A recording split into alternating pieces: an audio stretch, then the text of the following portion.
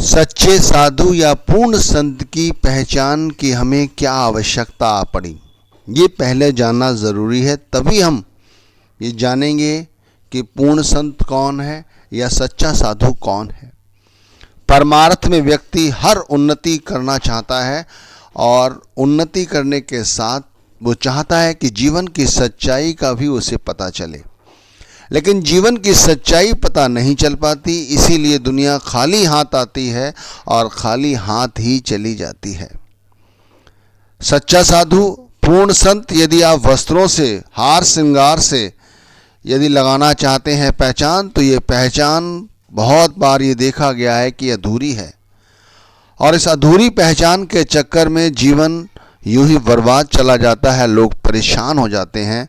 अंत वेले, क्योंकि समय बहुत कम होता है, सारा जीवन यूं ही चला जाता है। सच्चा साधु, पूर्ण संत नहीं मिल पाता। इसलिए हमें बड़ी बारीकी के साथ सच्चे साधु की, पूर्ण संत की पहचान करना बहुत ज़रूरी है।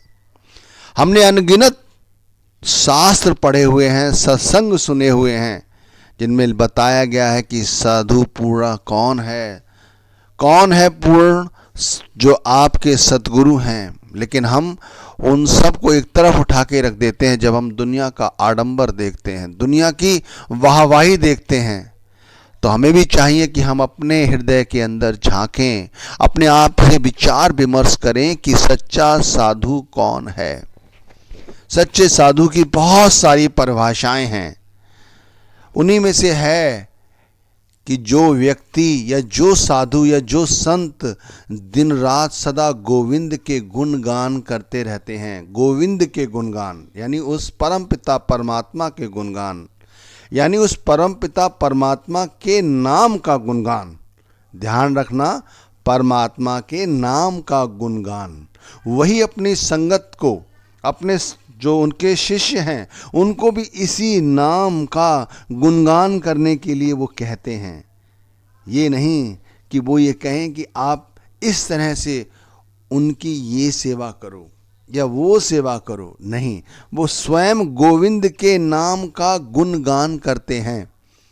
राम को भजते हैं, कृष्ण को जपते हैं, जीसस को, क्राइस्ट के वचनों को सिरोधार रखते हैं, मोहम्मद साहिब की वाणियों को, उनके कहे गए कथन को हमारे सामने प्रस्तुत करते हैं। गुरु ग्रंथ की साखियों को हमारे सामने एक एग्जाम्पल के तौर पे रखते हुए उस पर चर्चा करते हैं। यानी दो शब्दों में कहें तो इस तरह कह सकते हैं, वो सदा गोविंद के नाम का गुणगान करते हैं, जिनके अंदर सभी विषयों का त्याग होता है। वो किसी भी विषय के प्रति आसक्त नहीं होते, वो विषयों से अछूते होते हैं। ध्यान रखना, कभी भी उन्हें कोई विष, विकार कोई छू नहीं सकता, चाहे वो किसी भी स्थिति में, किसी भी परिधि में क्यों ना रहें। जो व्यक्ति नाम का सुमिरन करता है, अपनी आत्मा को गोविंद के नाम के साथ जोड़ता है, वही विषयों का त्याग कर सकता है। ध्यान रखना, क्योंकि माया बड़ी प्रबल है। जैसे ही एक पल के लिए भी हमारा ध्यान हटता है, हम जब सिमरन में बैठते हैं तो हमारा ध्यान 9 द्वारों में से किसी भी द्वार से निकल जाता है। लेकिन जो सच्चा साधु है, वो उस तरह से गोविंद के नाम का गुण गाता है, इस तरह से गोविंद के नाम के साथ जुड़ जाता है कि वो विषयों से कभी लिप्त नहीं होता। अहंकार का उनके पास लेस मात्र भी कोई औचित्य नहीं बचता। अहंकार उनसे हमेशा दूर रहता है। उनके अंदर मैं और मेरी जैसी कोई भावना नहीं। वो समस्त संसार के लिए ही सब कुछ करना चाहते हैं और उनका सब कुछ संसार ही होता है। उन्हें कभी भी किसी चीज का अहंकार नहीं होता। जो भी कहते हैं वो सत्य बोलते हैं, असत्य ना तो कभी ओढ़ते हैं ना बिछाते हैं। परमात्मा सत्य है, नाम सत्य है, मृत्यु सत्य है, वो यही बतलाते हैं। संसार झूठ है, माया झूठ है, वो यही हमें दिन रात समझाने की कोशिश करते हैं। दूसरों की निंदा नहीं करते। दूसरा चाहे उनके विषय में कितना भी गलत बोले, लेकिन जब वो बोलते हैं तो काम, क्रोध, लोभ, मोह, अहंकार की भाषा का त्याग करके ही बोलते हैं। वो कभी भी दूसरों में दोष भरी दृष्टि नहीं देखते, वो लोगों के गुणों को देखते हैं।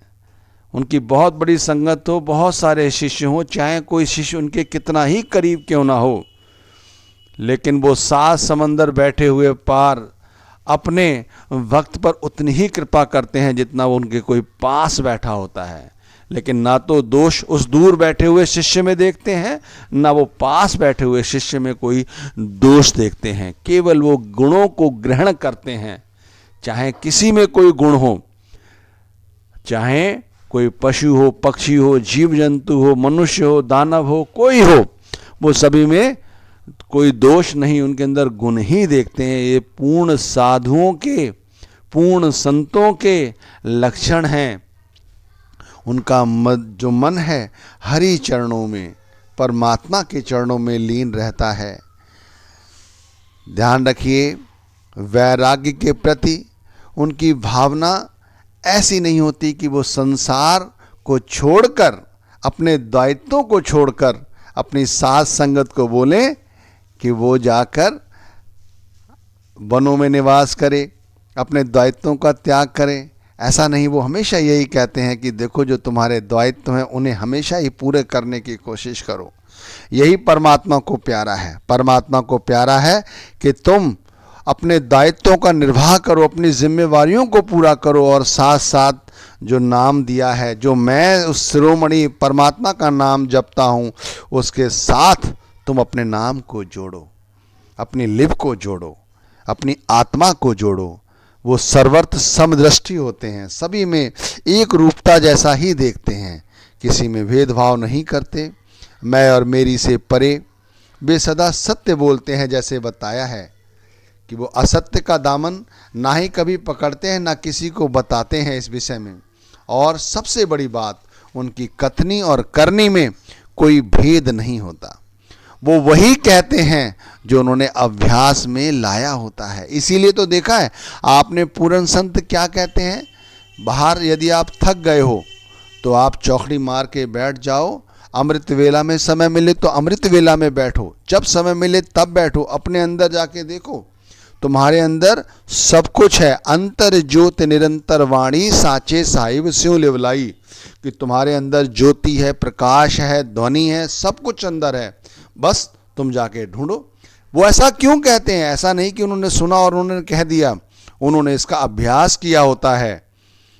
वो जो भी कहते हैं वो पहले अपनी करनी में लाते हैं, उसका एहसास करते हैं, उसका क्या परिणाम निकलेगा। आज के संत तो बहुत सारे आपको ऐसे भी मिलेंगे जो अपनी बात कहने के लिए बस कहते ही रहेंगे, उसका अपने ऊपर कोई अमल नहीं करते। जो अमल करता है, वो कहता है, वही पूर्ण संत है। ज़्यादा वाद विवाद में ना वो पढ़ते हैं, ना किसी को पढ़ने के लिए कहते हैं। वो हमेशा ही यही कहते हैं कि बीच का रास्ता, मध्य का रास्ता अपनाओ। ना सर्दी, ना गर्मी, ना ज़्यादा खुश, ना दुख, ऐसी चीज़ों से वो हमेशा ही परहेज करते हैं। और ना ही कोई ये माया उन्हें छू सकती है। जब वो चलते हैं तो कछुए की भांति चलते हैं, धीरे धीरे पग रखते हैं और आहिस्ता से ही बैठते हैं। जब वो भोजन करते हैं तो भोजन की आवाज़ भी व्यक्ति उनके साथ बैठा हुआ नहीं सुन सकता। जीने के लिए सिर्फ भोजन करते हैं, जीने के लिए। अगर उन्हें माया भी चाहिए, धन दौलत भी चाहिए, तो अपनी जिम्मेवारियां पूरी करने के लिए ही कहते हैं, और उतनी ही उन्हें चाहिए होती हैं। वो अपना परिवार, साथ संगत को कहते हैं। यही पूर्ण संत सद्गुरु की पहचान है। धन्यवाद।